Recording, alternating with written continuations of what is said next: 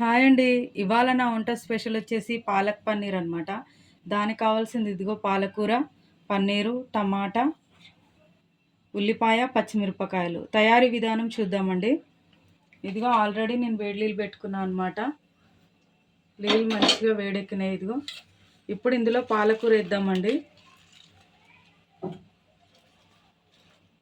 కాసేపు ఒక 2 నిమిషాలు అట్లా ఉంచి తీసేద్దాం అనమాట పాలకూర.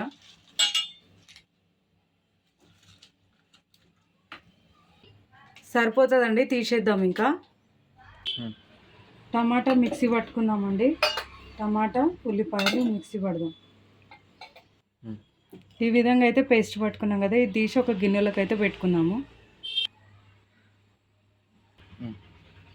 ఇప్పుడు ఈ పాలకూర ఇవన్నీ మిక్సీ పట్టుకుందామండి. పచ్చిమిరపకాయలు,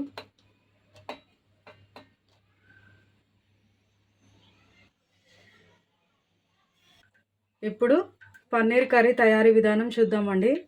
గిన్నె పెట్టుకొని గిన్నె వేడెక్కిందనమాట. ఇప్పుడు ఆయిల్ అయితే వేసుకుంటున్నాం, తగినంత ఆయిల్ అయితే. ఆయిల్ మంచిగా వేడెక్కిందండి. ఇప్పుడు ఇందులో జీలకర్ర వేద్దాము, కొద్దిగా మసాలా వేద్దాము.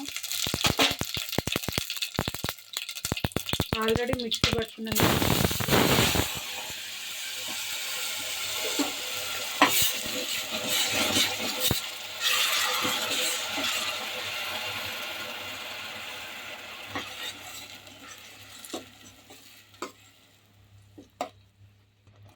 కొద్దిగా అల్లం పేస్ట్ వేద్దాము. అల్లం పేస్ట్ కూడా ఇందులోనే మంచిగా పచ్చివాసన పోయేంత వరకు బాగా వేయించుకుందామండి. ఇవన్నీ ఈ గ్రేవీ అనేది ఇది ఉంది కదా, టమాటా ఉల్లిపాయ బాగా ఉడకనిద్దాం ఆయిల్. ఇదిగో మంచిగా వేగిందండి, పచ్చివాసన పోయేంత వరకు ఉడికించుకున్నాం కదా.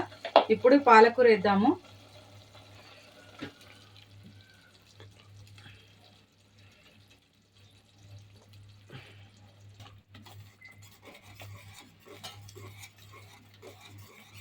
బాగా కలుపుదాం.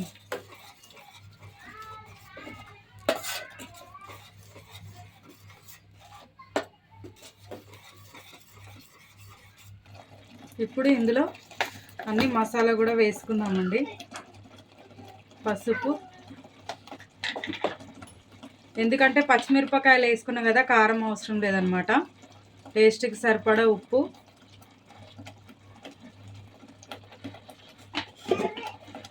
ఇందులోనే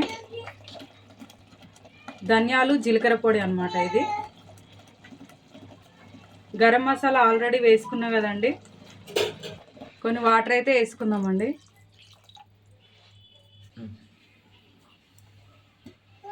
పన్నీర్ వేద్దామండి.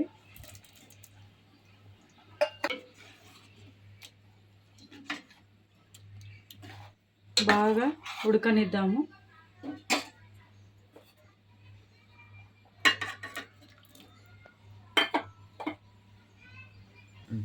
చూద్దామండి. ఇదిగో పన్నీర్ అయితే రెడీ అయిపోయింది అనమాట. పాలక్ పన్నీర్ అయితే కొద్దిగా ఆయిల్ పైకి తేలింది కదా. సేమ్ ఇలా చేసుకుంటే సరిపోతుందండి, హెవీ మసాలాలు ఏం లేకుండా. చూస్తున్నారు కదా, పాలక్ పన్నీర్ అయితే రెడీ అయిపోయింది అనమాట. తయారీ విధానం ఖచ్చితంగా మీరు కూడా ట్రై చేయండి. టేస్ట్ అయితే చాలా బాగుంటుందండి. ఒక్కొక్కరు ఒక్కొక్కలా చేస్తారనమాట, డిఫరెంట్గా.